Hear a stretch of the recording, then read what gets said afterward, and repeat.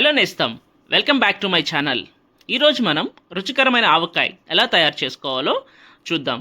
నేను 3 kgs of mangoes తీసుకున్నానండి. Cut చేసి టెంక నీట్గా క్లీన్ చేసుకుని డ్రై చేసుకున్నాక బౌల్లో వేసుకోవాలండి. బౌల్లో వేసుకున్నాక మనము మిర్చి పౌడరు 3 మ్యాంగోస్ మిర్చి పౌడర్ తీసుకున్నానండి. 450 grams ఆఫ్ క్వాంటిటీతో తీసుకున్నాను. అండ్ 1 స్పూన్ ఆఫ్ పసుపు, 1 స్పూన్ మెంతులు, 500 grams ఆఫ్ కల్లుప్పు వేసాక మిక్స్ చేద్దామండి. ఇవి మొత్తం క్వాంటిటీ అంతా వేసి ఒక బౌల్లో వేసుకుందాం. ముందుగా వేసి కలిపెట్టుకుందాము.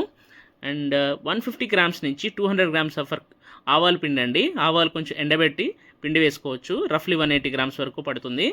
ఈ మ్యాంగోస్ ఏవైతే ఉన్నాయో ఇవన్నిటిని ఆయిల్లో ముంచి వేసుకుందాము. ఇలా వేయడం వల్ల మనం వేసుకున్నటువంటి మసాలాస్ అన్నీ నీట్గా కలుస్తాయండి.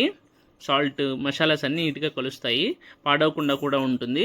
ఇలా మొత్తం ఆయిల్లో తీసి వేరే బౌల్లో వేసుకున్నామండి.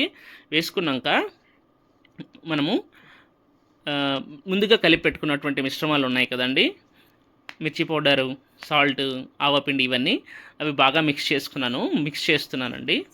బాగా చూసుకోండి పూర్తిగా మిక్స్ అయ్యేలాగా, లేదంటే ఆవపిండి మనకి చేదు వచ్చేస్తుందండి. సో అది క్వాంటిటీ కరెక్ట్గా వేసుకోవాలి. 180 grams అయితే సరిపోతుంది 3 kgs ఆఫ్ మ్యాంగో పికిల్కి. అలాగే మనం ఒక 100 grams నుంచి 150 grams వరకు వెల్లుల్లి పీల్ ఆఫ్ చేసి మిక్స్ చేసుకుందాము.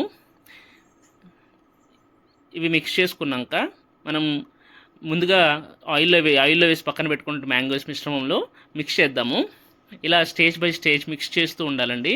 అలా చేస్తే అన్ని మ్యాంగోస్ పీసెస్కి మసాలా ప్రాపర్గా పడుతుంది, కారం మసాలా అనేది ప్రాపర్గా పడుతుంది. అలా మిక్స్ చేస్తూ స్టేజ్ బై స్టేజ్ వేస్తూ ఉండండి. మీరు చూసుకుంటూ ఉండండి ప్రాపర్గా మిక్స్ అవుతుందా లేదా. నాది చిన్న బౌల్ అండి, మీకు ఇంకా వెడల్పు బౌల్ ఉంటే ఇంకా బెటరు, క్లియర్గా మిక్స్ అవుతుంది. సో మొత్తం మిగిలిన మిర్చి పౌడర్ మిశ్రమాన్ని మొత్తాన్ని వేసేస్తున్నాను. నేను oil 1.5 liters of groundnut oil తీసుకున్నాను. మీ దగ్గర గ్లౌస్ ఉంటే గ్లౌస్తో మిక్స్ చేస్తే బాగా మిక్స్ అవుతుందండి, లేదనుకుంటే గరిటెతో కూడా మిక్స్ చేసుకోవచ్చు. ఇలా మిక్స్ చేసిన తర్వాత ఇలా వచ్చాక మిగిలినటువంటి ఆయిల్ ఏదైతే మన దగ్గర ఉందో 1.5 liter మనం అనుకున్నది ఆయిల్ దీంట్లో వేసేసి మళ్ళీ మిక్స్ చేద్దామండి. మళ్ళీ మిక్స్ చేసి చూద్దాము మనకి ఎలా వస్తుంది అనేది. సో మిక్స్ చేశాక ఇలా ఆయిలీగా ఉంటుంది. ఈ క్వాంటిటీస్ అనేది ఎగ్జాక్ట్గా నేను చెప్పిన క్వాంటిటీలో చేయండి, టేస్ట్ చాలా బాగా వస్తుందండి. ఇలా మిక్స్ చేసిన తర్వాత లిడ్ పెట్టి క్లోజ్ చేద్దాము. క్లోజ్ చేసి మనము అట్లీస్ట్ 3 days వరకు వెయిట్ చేయాలి. లిడ్ పెట్టాక 3 days తర్వాత మనకి ఇలా అవుట్పుట్ ఉంటుంది. అంతే అండి. ఇలా వేడి అన్నంలో కొద్దిగా నెయ్యి వేసుకొని 3 days మినిమం ఊరినటువంటి ఊరగాయ, మేము ఊరగాయ అంటాము ఆ సైడు, తింటే సూపర్.